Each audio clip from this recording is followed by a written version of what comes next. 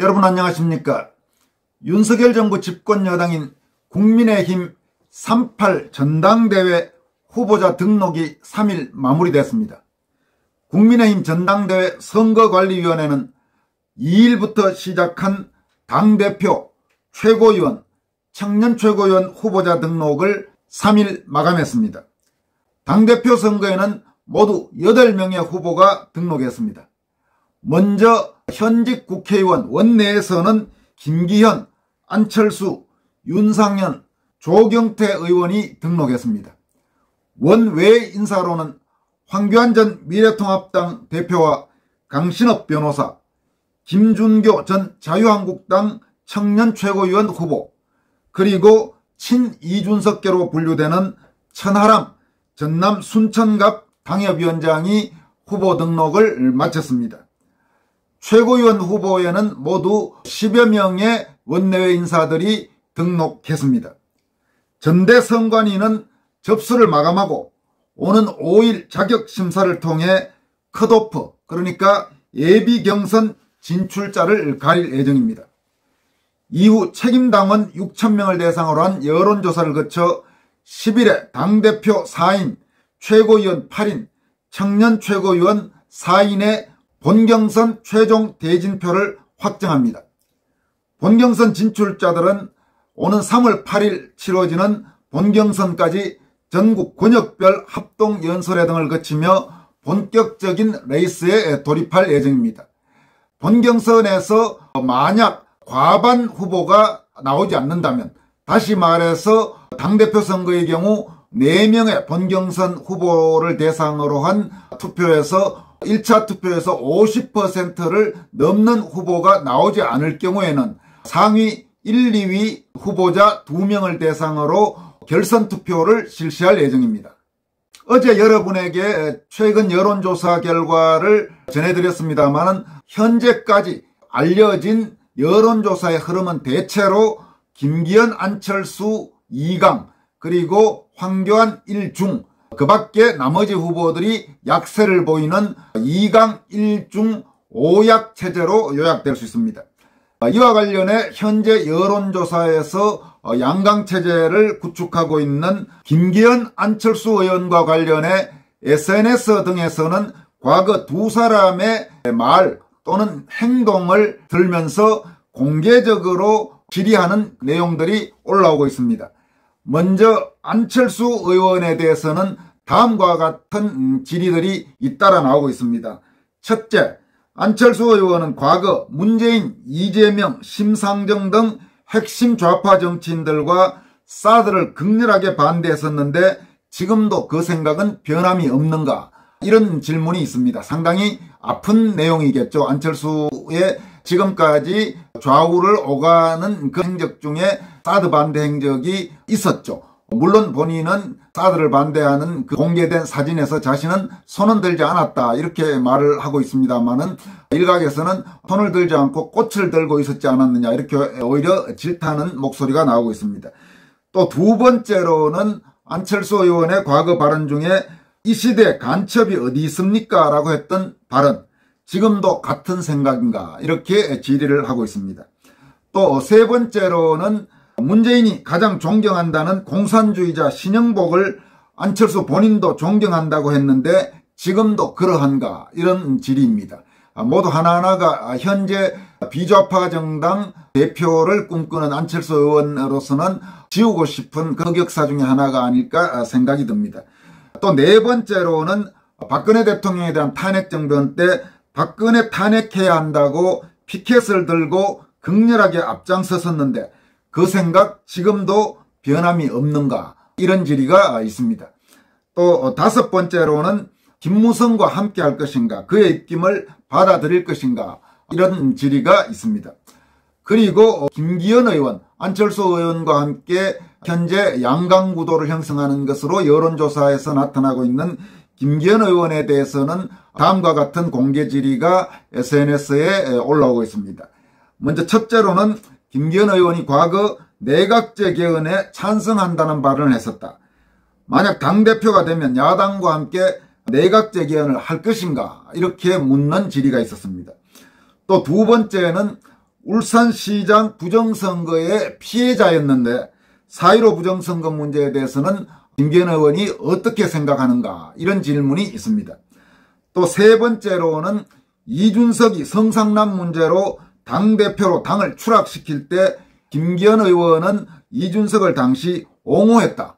지금도 그 생각에 변함이 없는가, 즉 이준석을 옹호했던 김기현의 그 행적에 대해서 묻는 겁니다. 이 부분도 김기현 의원으로서는 상당히 아픈 질문일 겁니다. 네 번째로는 안철수 의원과 마찬가지로 김무성과 함께 할 것인가, 그의 입김을 받아들일 것인가, 이런 같은 질문이 있습니다. 그러니까 김기현, 안철수 두 사람이 모두 김무성 전 의원과 꽤 밀접한 관계로 알려지면서 이른바 탄핵 세력의 핵심 중에 한 명인 김무성 전 의원과의 관계를 어떻게 설정할 것인가라는 그런 물음입니다. 안철수, 김기현, 안철수 두 의원 모두 상당히 뼈가 아픈 질문들일 걸로 보입니다. 이 부분에 대해서 과연 공개적으로 답변을 할 수 있을지 한번 지켜볼 필요가 있습니다. 이어서 이번 전당대회와 관련해서 황교안 전 당대표, 현재 여론조사상으로는 김기현, 안철수 또는 안철수, 김기현에 이어서 3위로 나오고 있는 황교안 전 대표가 전당대회 후보자 등록 마지막 날인 3일 공식 기자회견을 갖고 안철수, 김기현 두 후보를 정면으로 비판했습니다.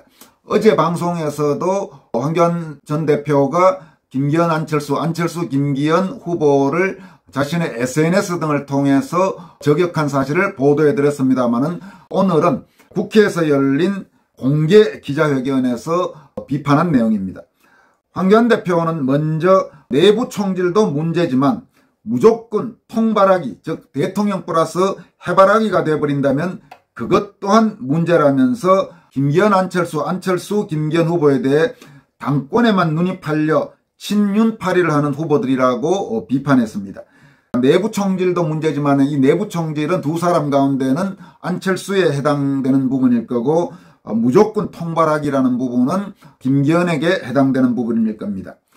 황 대표는 또 윤심파리가 당대표 출마의 변 제1의 덕목이 된다면 그를 진정한 지도자라 할 수 있겠는가라고 반문했습니다. 그는 특히 안철수 후보를 가리켜 자신의 대권 도전을 위해 이 당 저당 만들었다가 만든 당마다 모조리 망가뜨리고 나온 후보라고 직격탄을 날렸습니다. 김기현 후보에 대해서는 자신의 힘으로는 안 되니 누군가를 의지해야만 당대표가 될 수 있는 후보라면서 그런 후보에게 오직 공천을 받기 위해 마음에 없는 줄을 서는 사람들, 우리 국민의힘 주인인 당원들이 틀림없이 냉정한 심판을 할 것이라고 말했습니다. 황교안 후보는 또 소위 윤핵관, 윤 대통령 핵심 관계자가 말하는 것과 윤 대통령이 직접 말하는 것에 차이가 있다면서 이른바 윤심, 즉 윤 대통령의 의중이 특정 후보에 있지는 않을 것이라고 주장했습니다. 황교안 후보의 지지율은 최근 여론조사에서 이제 8%대까지 올라왔습니다. 물론 국민의힘 성향 유권자들을 대상으로 한 여론조사에서 조금씩 계속 상승해서 두 자릿수, 즉 10%대를 눈앞에 보고 있는 상황입니다. 앞으로 만약 10%를 넘어간다면 상당히 강한 바람이 될 가능성도 배제하기 어렵습니다. 설령 당대표로 당선되지 못하더라도 결정적으로 당대표 당선에 캐스팅 보트를 쥐는 역할을 할 것은 거의 확실해 보입니다. 따라서 앞으로 황교안 대표의 지지율 추이, 또 황교안 대표의 행보를 눈여겨볼 필요가 있습니다. 이어서 전해드릴 소식은 자녀 입시 비리와 청와대 감찰 무마 혐의 등으로 기소된 조국 전 법무장관, 조국 전 민정수석에 대해 1심 재판에서 드디어 선고가 내려져서 유죄가 선고됐다는 내용입니다. 서울중앙지법 형사합의 21-1부는 3일 업무방해와 청탁금지법 위반, 직권남용 권리행사방해 등의 혐의로 불구속 기소된 조국 전 법무장관에게 징역 2년을 선고했습니다. 이번 재판 선고는 조국이 2019년 12월 31일 불구속 기소된 지 3년이 넘어서 나왔습니다. 그러니까 지금까지 김명수 대법원장 체제의 사법부, 법원이 노골적으로 조국 재판을 미뤄왔다고 밖에 볼 수 없습니다. 지금까지 질질 끌다가 이제 더는 끌 수 없는 상태가 되니까 3년이 넘게 돼서 1심 선고가 나온 겁니다. 재판부는 이번 재판 선고에서 조국에 대해 적용된 혐의, 즉 자녀 입시 비리라든지 청와대 감찰 무마 같은 거의 대부분의 혐의 사실을 유죄로 인정했습니다. 다만 징역 2년의 실형을 선고하면서도 법정 구속하지는 않았습니다. 재판부는 피고인에 대한 조사가 완료돼 증거인멸 우려가 있다고 보기 어렵고 사회적 유대관계에 비추어 볼 때 도주할 우려가 있다고 보기 어렵다 이러면서 법정 구속을 하지 않은 이유를 밝혔습니다. 이 같은 법정 구속을 안 한 이유도 일반 국민들이 볼 때는 참으로 납득하기 어렵죠. 이 부분도 워낙 조국의 혐의가 명백하기 때문에 유죄를 선고하면서도 사실 상당 부분 봐줬다는 비판을 면키 어려울 것으로 보입니다. 재판부는 조국의 아들과 딸 입시 비리 혐의 대부분을 유죄로 인정했습니다. 노환중 부산의료원장으로부터 딸 장학금 명목으로 600만 원을 수수한 부분도 뇌물은 아니지만 청탁금지법을 위반했다고 판단했습니다. 이와 함께 유재수 전 부산시 경제부시장에 대한 청와대 특별감찰반의 감찰을 무마한 혐의도 유죄로 판단했습니다. 한편 자녀 입시비리 공범으로 조국과 함께 기소된 조국의 부인 정경심 전 동양대 교수는 이번 재판에서 징역 1년을 추가로 선고받았습니다. 정경심은 이에 앞서서 딸 입시비리와 사모펀드 관련 혐의로도 기소돼 징역 4년의 실형을 확정받았는데 이번에 자녀 입시비리 건과 관련해서 1년의 징역을 추가로 선고받은 것입니다. 오늘 마지막으로 전해드릴 소식은 우파 성향 변호사 단체인 한반도 인권 통일을 위한 변호사 모임, 약칭 한변이 문재인은 검찰 수사의 성역인가라는 제목의 성명서를 통해서 탈북어민 강제 북송 사건의 배후와 주범을 조사조차 하지 않는 검찰의 비겁함을 개탄한다라고 검찰을 규탄했습니다. 한변은 이재원 회장 명의로 발표한 문재인은 검찰 수사의 성역인가라는 제목의 성명서에서 보도에 따르면 탈북어민 강제 북송 사건을 수사 중인 검찰이 서훈 전 국정원장, 노영민 전 청와대 비서실장, 김현철 전 통일부 장관을 소환조사했고 정의용 전 청와대 국가안보실장을 소환조사하는 것을 끝으로 수사를 마무리할 것이라고 한다면서 한반도 인권과 통일을 위한 변호사 모임, 약칭 한변은 2022년 7월 탈북어민 강제 북송 사건과 관련해 문재인 전 대통령을 살인죄, 불법 체포 감금죄, 직권남용 강요죄, 직무유기죄, 증거인멸죄 등의 국내 일반 형사법 위반은 물론 국제형사재판소 관할 범죄의 처벌 등에 관한 법률, 즉 국제형사범죄법 위반죄로 검찰에 형사고발을 한 사실이 있고 2019년 11월 사단법인 물망초에서도 위 정의용 등을 같은 혐의 사실로 검찰에 형사고발한 바 있었다 이렇게 밝혔습니다. 한변은 이어서 그런데 검찰은 이와 같이 중대한 국제법 위반 인권유린 범죄 혐의에 대하여 사건의 배후이자 주범으로 의심받고 있는 피고발인 문재인을 소환하기는커녕 아무런 조사도 하지 않고 수사를 끝내려 한다는 것이라면서 몸통을 못 본 채하고 깃털만 문제 삼는 꼬리 자르기의 전형이라 아니할 수 없다고 비판했습니다.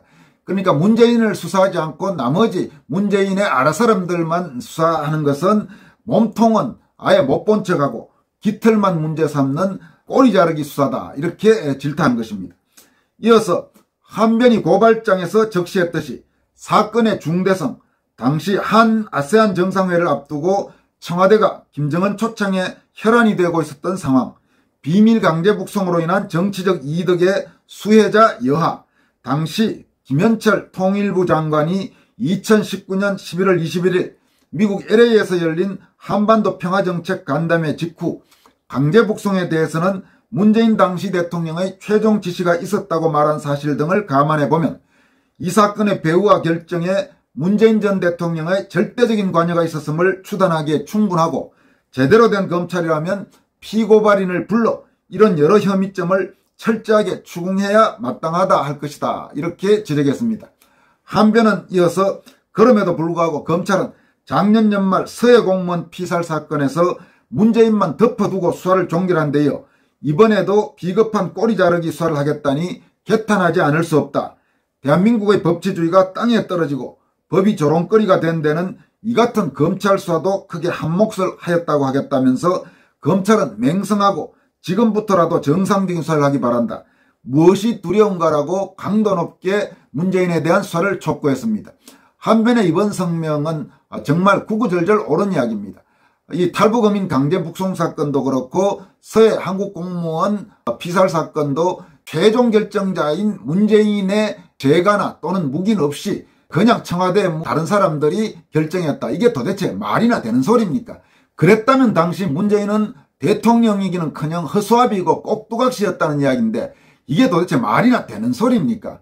검찰이 누가 봐도 문재인은 수사하지 않고 봐주기로 넘어가겠다고밖에 볼 수 없는 겁니다.